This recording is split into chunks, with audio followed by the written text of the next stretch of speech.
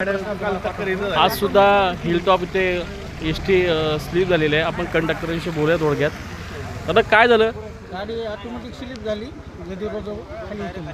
गतिरोधकमुळे गाडी स्लीप झाली आणि आपण गाडी चांगल्या पद्धतीने कंट्रोल केली असं प्रवाशांचं म्हणणं आहे. गाडी कंट्रोल केली गाडी जागेवर त्यांनी थांबवली हल्ली पण जागेवर थांबवली. कारण हा सातत्याने हा 8वा दिवस आहे आणि 8व्या दिवशी सुद्धा अशा पद्धतीचं अपघात सत्र हा चालूच आहे. विनेर या रोडला कुठलाही प्रतिनिधी कोणीही जागृत होत नाही आहे. ही दुर्दैवी गोष्ट आहे.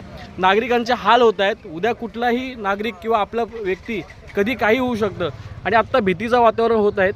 कंडक्टर साहेब आहेत, कंडक्टर स्वतः त्यांनी त्यांचा अनुभव सांगितलेला आहे की कशा पद्धतीने गाडी बाहेर जाते, कशा पद्धतीने गाडी रोडच्या बाहेर निघते हे त्यांनी स्वतः अनुभव सांगितले. त्या पद्धतीने जे आत्मय गाडीत बसलेले सुद्धा आपले जे प्रवासी आहेत त्यांनी सुद्धा सांगितलं की कंडक्टर साहेबांनी आपला ड्रायव्हरने आम्हाला खूप चांगल्या पद्धतीने वाचवलं आहे.